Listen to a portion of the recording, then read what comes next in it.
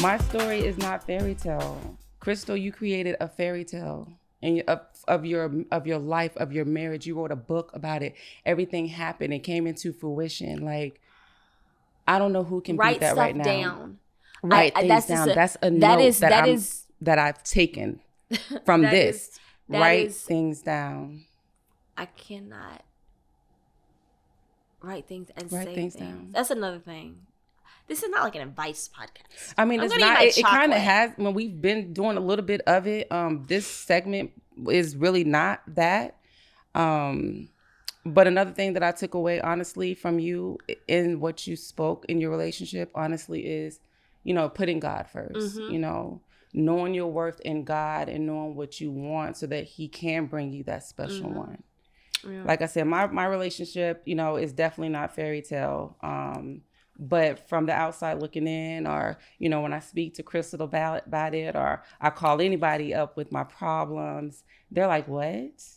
No, y'all don't even look like y'all even argue. Like if any pictures or seeing us out and about, like we probably do look like that fairy tale couple. And I tell you, y'all are both beautiful. I love my baby. Like I do. I love my man. I love my baby. But, my relationship is definitely not described as how you described it.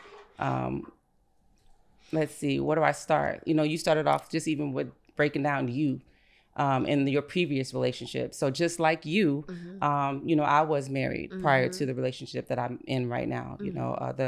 I met the guy that I was married to previously, and that is the father of my oldest two, when I was 18, very young in age.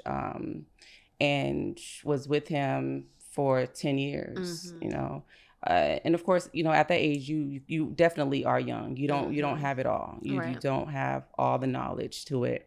But I think he and I, we had a lot of issues, and I'm not taking anything from him. I think both of us, like you said, kind of, we both did our own damage in my previous, relationship and marriage. I think that we were just young. And I think that we did get married. We ended up getting married. But we only got married we got married in July of 2018. And July 2008. I'm sorry, 2008. And we were over it that next year by July of 2009.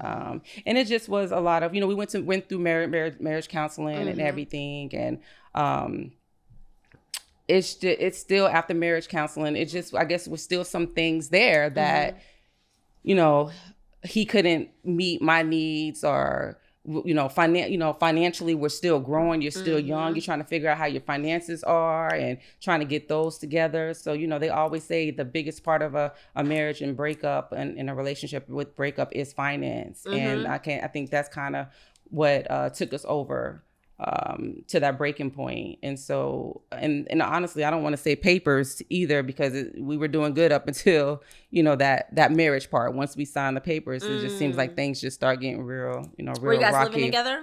Living together, yes. We had bought a house and everything together. And again, we were young, so I was pretty much adamant about how I wanted the household to roll, what I wanted in the household, finance wise. If we were struggling with me taking care of the kids, I would prefer probably for the man to get a second job, things like that. And things just wasn't meshing out. We just wasn't, seeing eye to eye on that level. And since we were so young, and I was feeling challenged, I just decided to leave the marriage.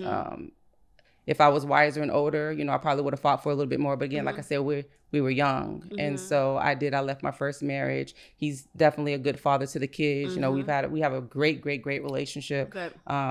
Outside of that. So we break up, we're going through a divorce, going through a separation. And of course, during that time, you're vulnerable. I'm hot girl summer, just like you at this point, I'm just like, look, and I'm still young, so we vacationing it with the home girls, we just trying to see what's outside. We outside, just hot girl summer. And it didn't take long, but I ran into my baby now.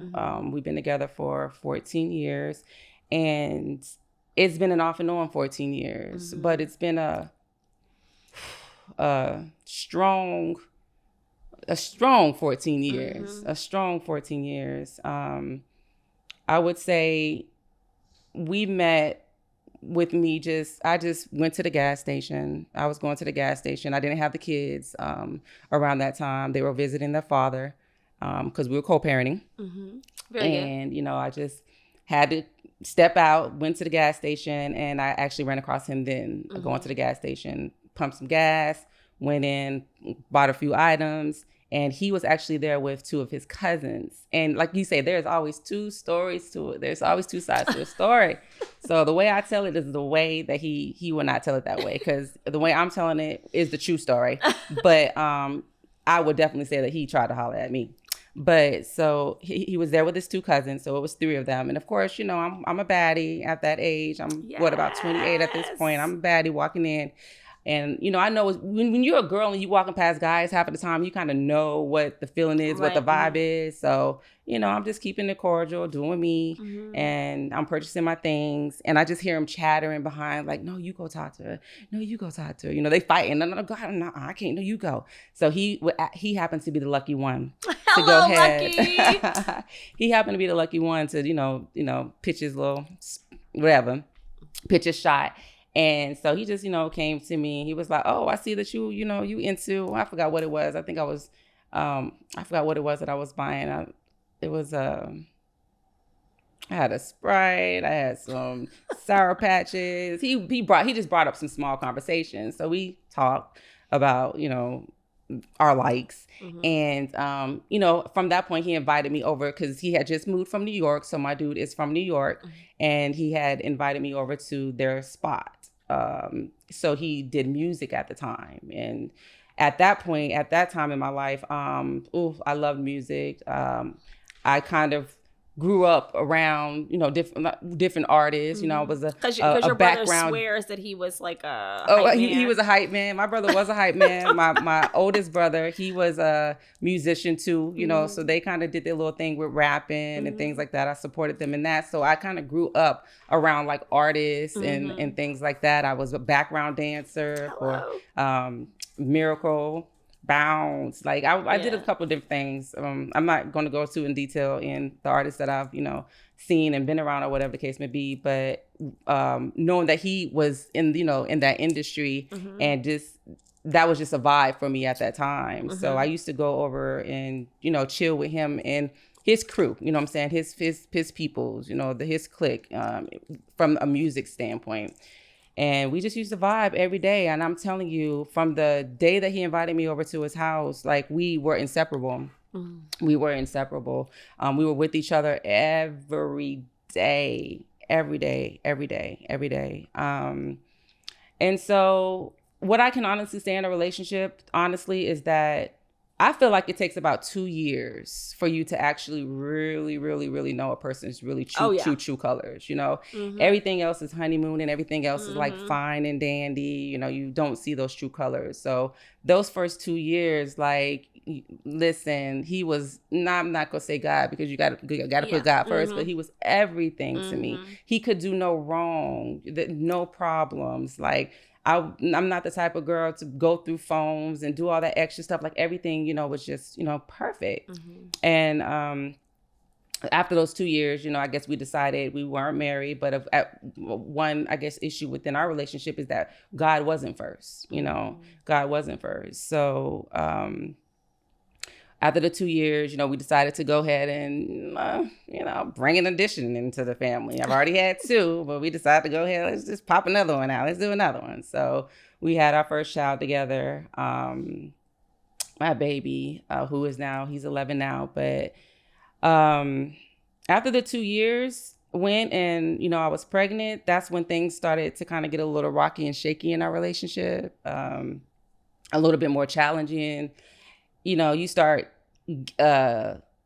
seeing the fidelity, if you want to say, or you start seeing just the mistrust in the relationship, you know, when you're thinking the relationship is what it is, but it's really, really not, the deceivements and things like that. And we're all still young, you're right.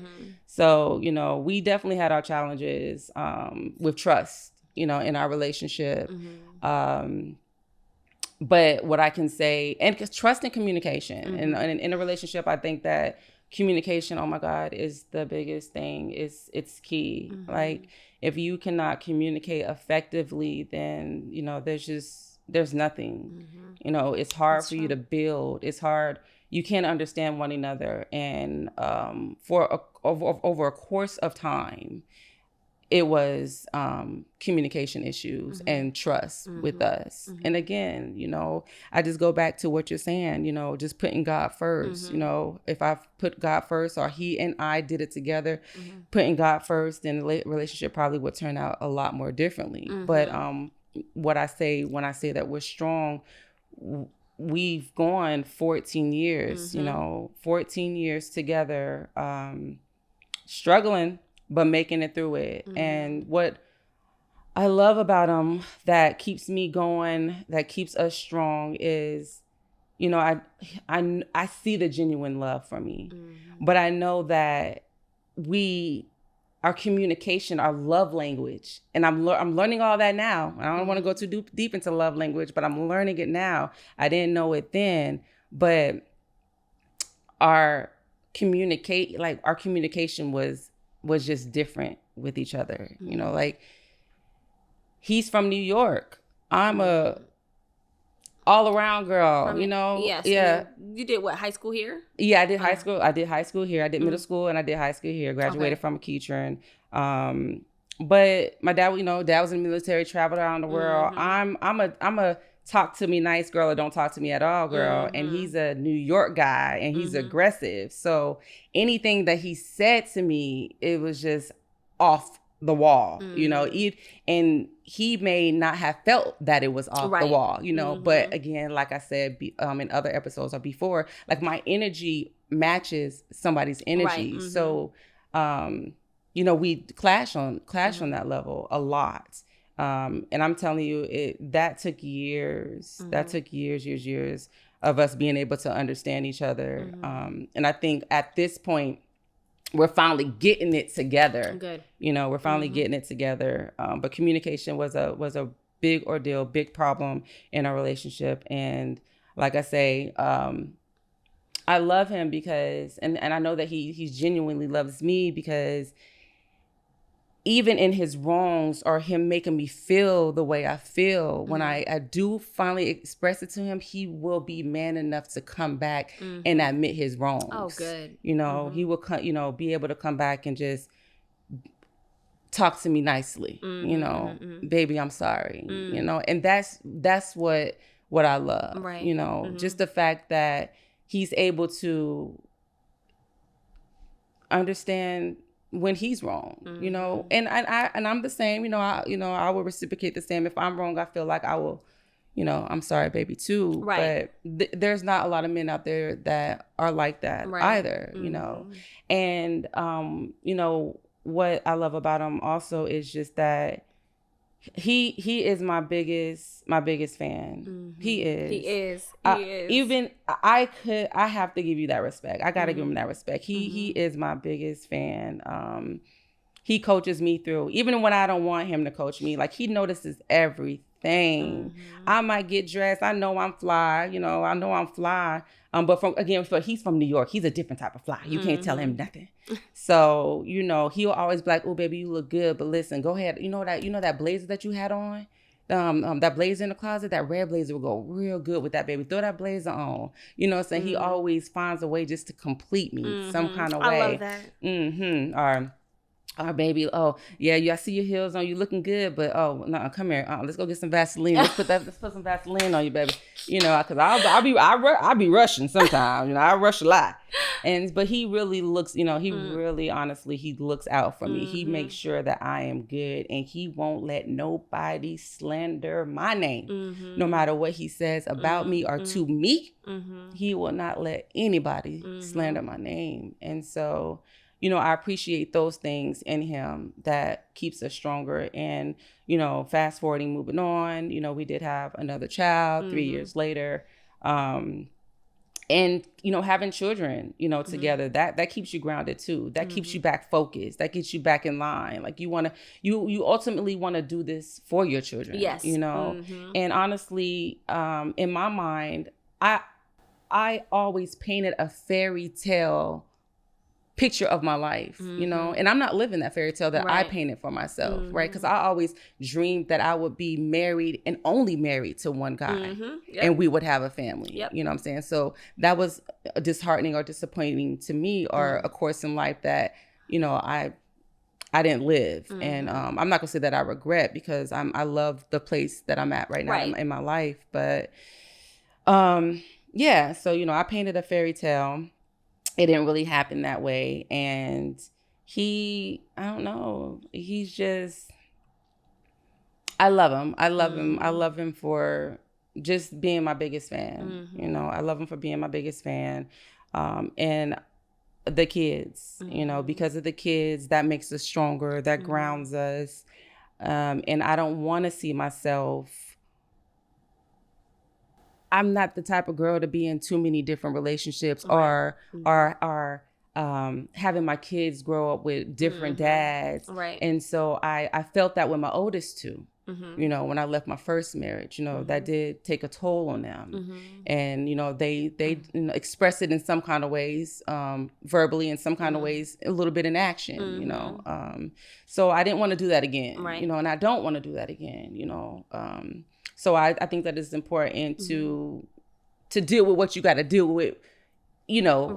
You know, if he's not beating on you, you know, dragging you across the room, you know, verbally abusing you and doing things like that, I think, you know, it's definitely worth the try to stay in your relationship and do what you have to do. And so now I do feel God coming in our lives a lot more, you know,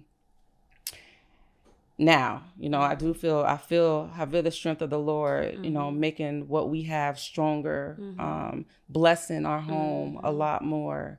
I mean, one thing in relationship that we said with each other is that, you know, we need to start doing things more for each other, because a lot of things are based on kids. You know, we surround our lives around kids, and, you know, you kind of forget your relationship aspect of what you're supposed to be doing to please your man, you know, and things like that. So, you know, not even recently, it's been, of course, a couple of years or so, but, you know, it's like, we need our time. You know, we need to start taking vacations. We need to start enjoying us as a couple together, you know, because one thing that they say, you know, you have your kids, you live around your kids and everything, but those kids are going to get up, and them kids are going to grow up, and they're going to leave you. And it's going to be you two. And then what are you going to do after that? What are you two going to do? What bond and relationship have you created after that? And I've heard stories, you know, of older wise adults who have broken up because they either had the kids laid, or they were so invested in their kids, doing everything with their kids. By the time their kids left and went out the door, it's like, who are you?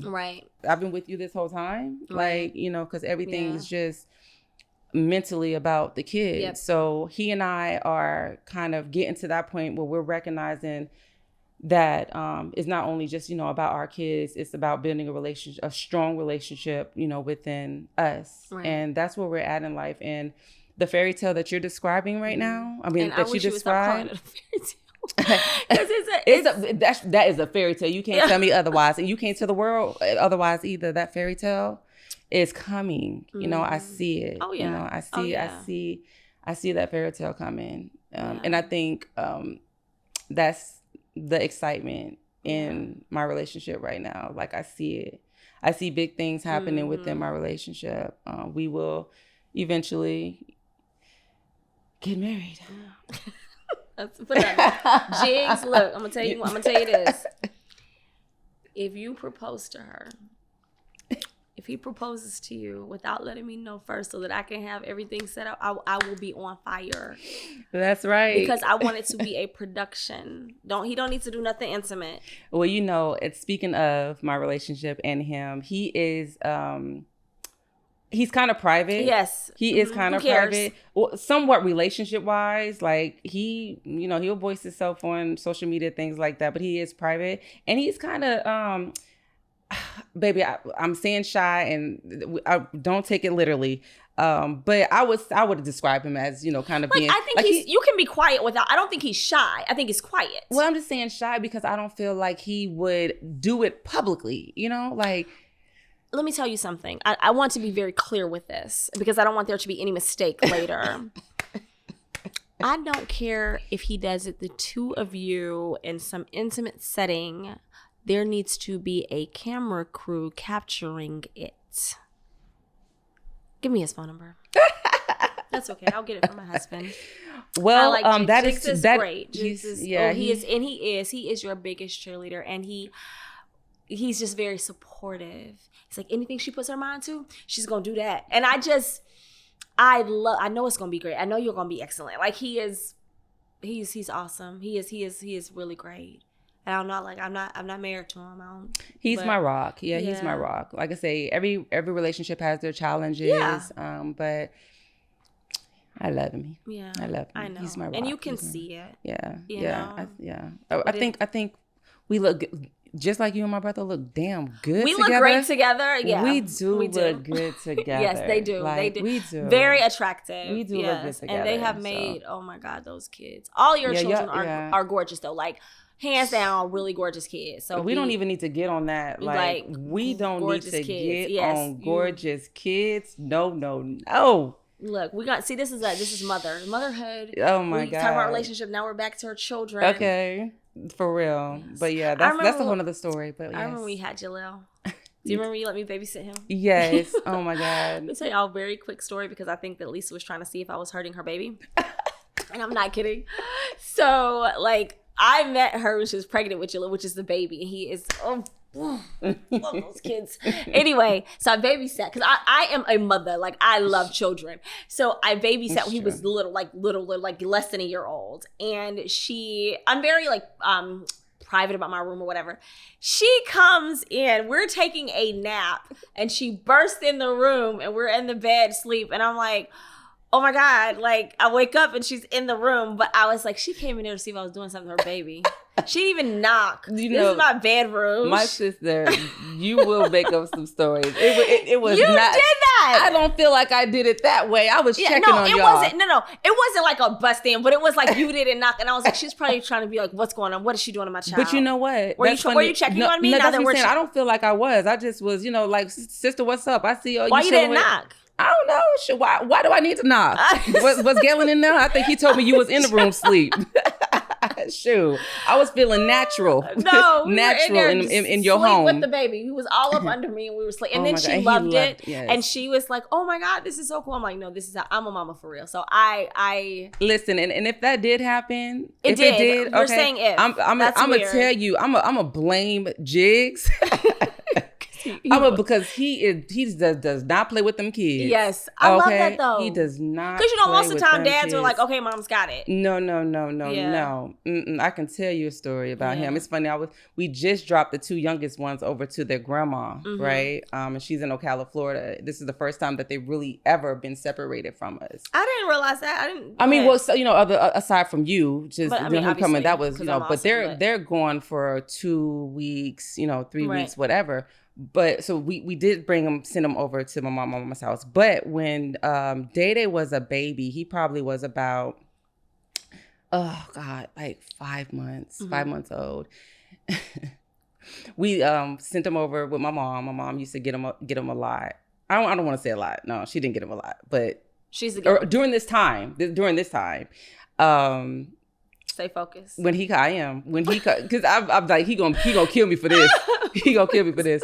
When he called to check on the baby, on Daquan, he was crying.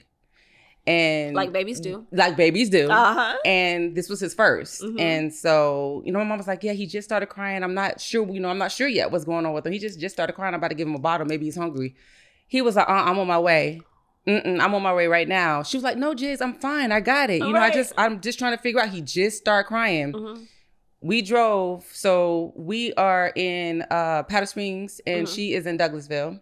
So we drove about 40 minutes to get to Douglasville.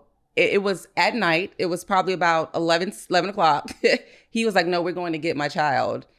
Like, we're going to get my child. And Did y'all leave with him? Yes. Yeah, he went and got him. And my mommy remembers this story. She told it to us the other day. We just cracked up laughing because when I say he don't play about his kids. But that's good. He does not play. He does not play. He is overly.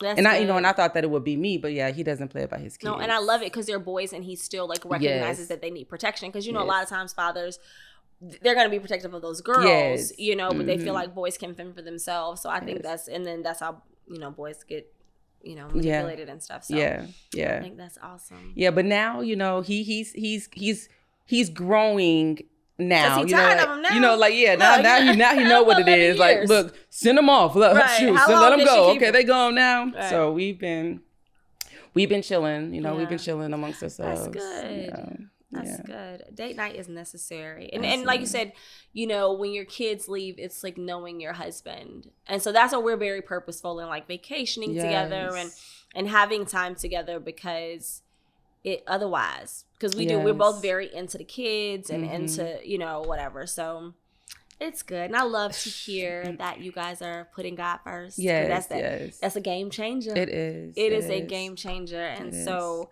And I can always tell, like, if I haven't been in my word or whatever, a lot. I can tell the difference in my attitude. Mm-hmm. I can tell the difference in how things affect me because I feel like I'm more exposed, And so, my family can tell, like, what is wrong with her? And so because I'm reacting differently, my expectations are different. And so I try to move in God's economy in a different space or whatever. So.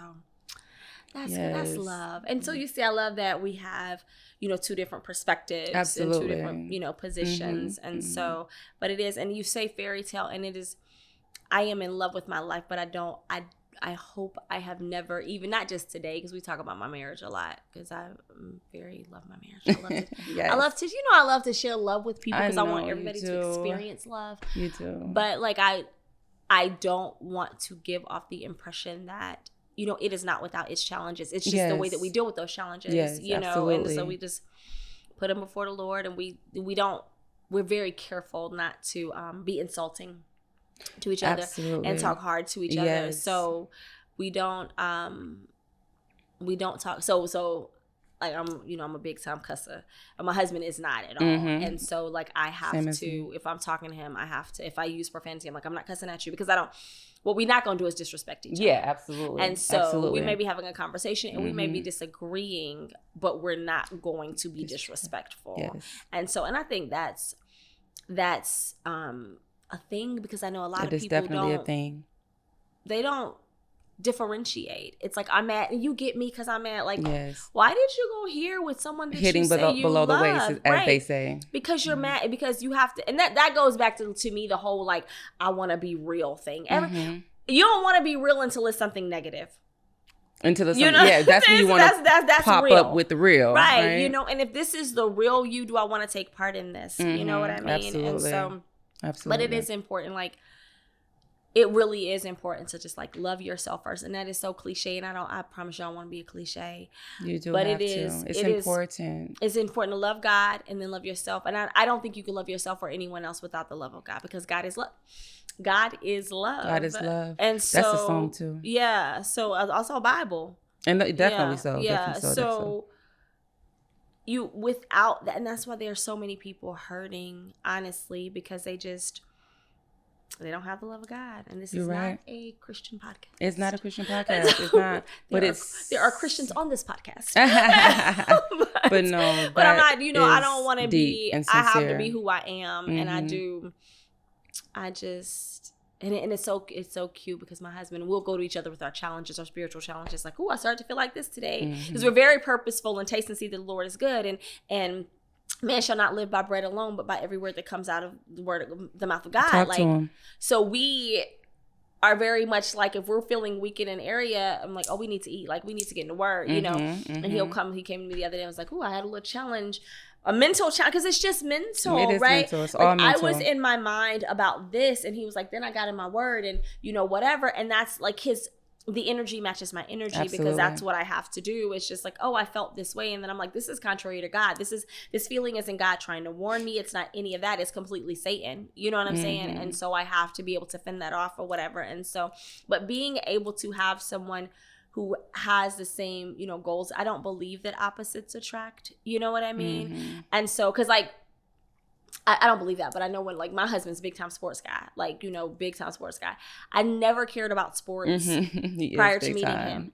Now, however, I watch so much basketball. I know basketball players' names. I love it. And like, he'll be talking to me and the game is on and I'm like, oh, good move. And I'm like, why am I saying good move? No. Why do I even know what a good move is? Pies. Yes. Pies. You have transitioned so well that you have almost courtside seats? Not almost. I do have courtside seats. Oh, see? There you go. But that is a gift to my husband.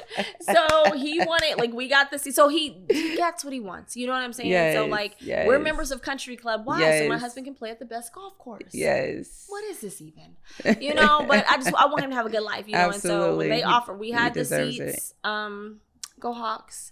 We had the seats, the really great seats. Yes, they were great. And I can witness that. Lauren, I can't call her last name, but she's awesome. I was like, we got the courtside opening up. So I called my husband. I was like, the courtside seats are available. Are we purchasing them? And he's like, I kind of want them. So I'm like, well, you can have them. Yes. And it is fun. It's fun to go to. I go to the games to, like, people watch and to eat the good food. They have great food at those games. And it's good. God. It's good for date nights. Yes. It's good. We have really great, because they play like 2-3 times a week, and we try to go to every game or give the tickets away. Yes. To every game. And that's the thing. So like I'm big time, like, giver. Like, yes, because that's Bible, right? Given it shall be given. Absolutely. And so if you have questions about, like, how to get wealth, there's a spiritual law that tells you how to get wealth, and it's given, it shall be given. Tell them, talk to them. It doesn't say, I just want to take a moment. I just want to take a minute. Give me 1 minute.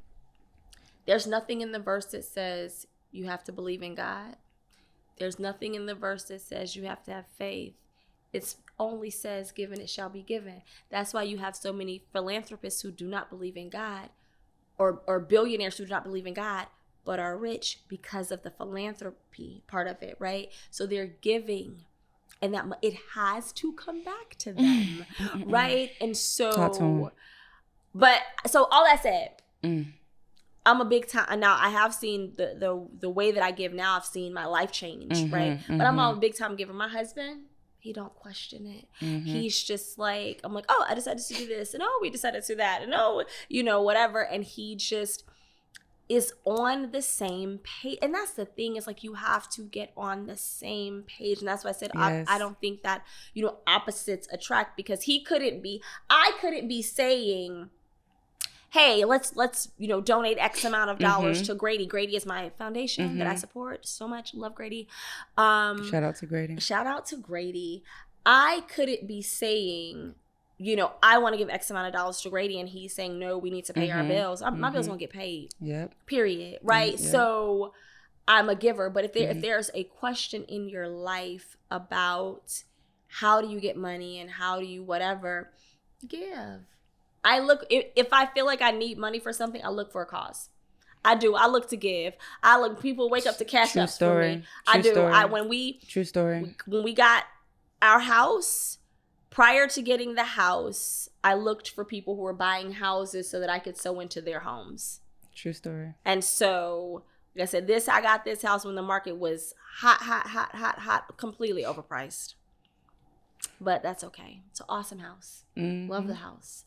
But it's about giving. I don't experience financial struggles. I just don't. I mean, I also believe that God says what His Word says, but I do try to qualify it to my non-Christian friends and that there's no. It's a spiritual law, and people are accessing the law, and you're not. Like, you're like, access to just give, and people, because here's the thing, you can't get anything with your hand held so tight. No one can put anything in your hands if you're holding it like this. Preach. So Yes. I don't know if you want, and that is money, that is love, that is all of that. And so, people are being mean to you or whatever, you can't get, goodness back to you if you are refusing to give it. And so what a man sows, he shall also reap. That's Bible, and that's also like law. Like I think some people try to call it karma or whatever. I don't know. I don't know if it's whatever, but I just know God. I don't want to pretend to know anything else. But yeah, so if you're having money problems, I'm big on money. Yeah, so definitely. I am huge on money. I can preach sermons. True story. On money. True because story. I get money. Like True story. I do. I am. True story. I was mad because I went on vacation. I own a law firm, and I went on vacation the other week. Talk to him. And I'm in a place where I have staff, and they can work while I'm on vacation, and they made very little money. I was so angry that they didn't make any money, or very little. I came back and I made 4 times their money in 3 days. Yes. And while that's awesome, not everybody got to get fired because why you're not making money. But then I stepped back and I said, okay, Lord, I need to pray because I really do want to be able to walk away from that at some point, and Absolutely. I need to make sure that these people have in them, what you have given me to be able to make money for my firm or whatever. But if there is ever a question about like how to get money and how to, and I'm a big spender. Yes. I am a way more than huge spender. I will huge. be very transparent. I probably spend on luxuries about $30,000 a month on my life, not bills, not it's a true story. Literally just shopping and vacationing and buying jewelry. Like that's my life. It is. I want for nothing. A true story. And I also probably give that amount of money away. Absolutely. Because and I have learned that from you. Yeah. For real. Giving. Because there are people in need who will never get this principle, and they will always be in need. And so I am very purposeful in choosing how I partner with Grady. Like I love Grady, and I'll talk about that later. But because there are people in need, and even like the community food bank. You guys, food is so expensive now. Everything is so expensive. I normally get my groceries delivered, and You sure do, yeah. Yeah, because I don't do domestic work. I know, right? yeah, you do. So I get my groceries delivered. One day I'm at the market, and I look at the price of eggs. Oh yeah, I remember you telling me that. They're $5 for a carton of eggs. And they used to be 99 cents. They used to be like 99 cents. For real though. So I don't pay attention. When I'm getting my groceries delivered, I don't pay attention how much money I'm spending. I'm just, the ferry pays for it. I don't know. So then I immediately found a food bank to partner with because people aren't eating. If eggs are $5, I have been poor before. So I know that I would not. Sometimes I lived off of like eggs and bread. Like, so if eggs were $5, I wouldn't have been able to live. So what did I do? Immediately, like here is a need.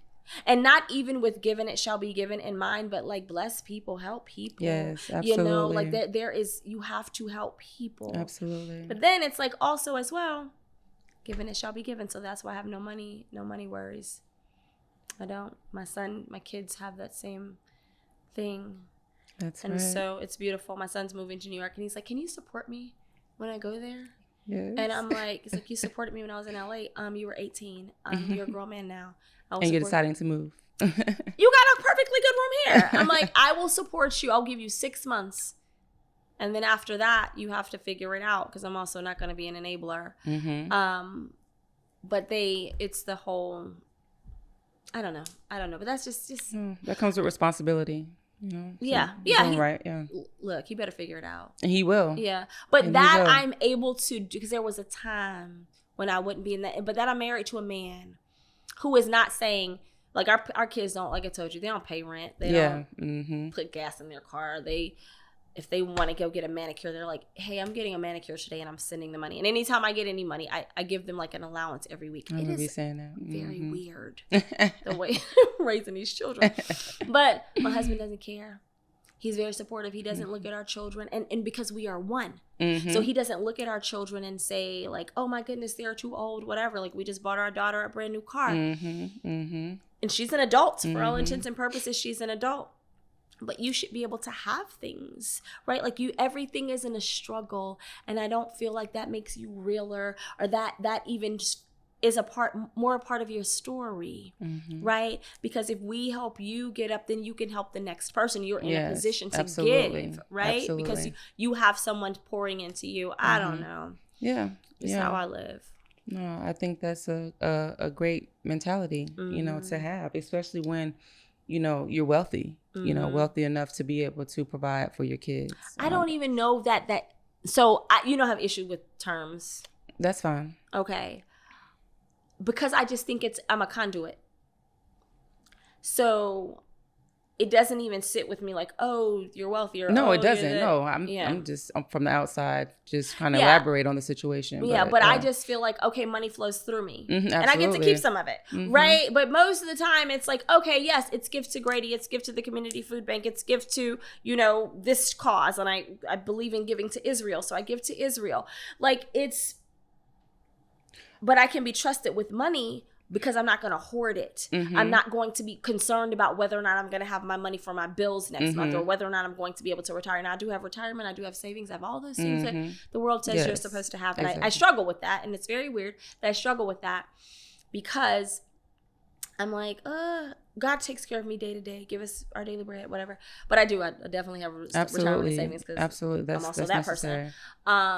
But I just feel like I don't think of it in terms of like I told you, our cars, we didn't buy our cars full price. You see what I'm saying? It's not, you people are going to look at it and say, oh, we bought our cars, you know, oh, look at these cars. We didn't do that. You know what I mean? And so, but it's you walk in miracles. And so things happen to us in a very miraculous way because of the way that we believe, and definitely money comes the way we give. I don't know why it's on me heavy, but I just want people to have money. Absolutely. I am very invested in people being successful. Money to the world. Money to everyone to be Oprah, successful. you have money. Yes. You have money. That's what I want though. That's what I want. I want people, and it's weird. Like I can hand you money, and I give people money. I'm not one of those like, you're oh definitely my God, gracious with that. I'm self-made because I'm super not self-made. I'm God-made. But I also want you to have the principles of that. You know, like I want you to know. Let me tell you, start giving and you watch your life change. Well, that's what I'm saying. That's what I feel like you instilled in me. You know, many conversations that we had over time, you know, and you're like, Lisa, give, you know, and me taking that step, you know, and doing it and starting, you know, I can attest. Yeah. Like I'm here with you. Hello, like, new car. Talk to me. Yes. Talk to me. No, you did just buy a brand new high-end car. Yes. Yes. Hello, did. giving. Look at you being a testimony. Yes, so you know, I give that to you. Yeah. I give that to you. Like giving is necessary. Yes. It's necessary. Giving is necessary. So we talk about our husbands, but like I said, it's money, it's love, it's everything. It's peace, it's patience, it's grace, right? Like extend people grace. You never know what they're going through, right? Yeah, right? And because you're gonna need grace. Definitely, you are going to just as sure as you rob someone of the opportunity to experience grace, you're gonna need it, and you will be robbed of that opportunity. And so, anyway, we are wrapping up. Oh, we are talking about everything. We don't got no topic, we don't no know subject. where we're at right now. But we thank y'all for joining Crystal and Alisa on That's Right. We'll see y'all again next week for something more juicy.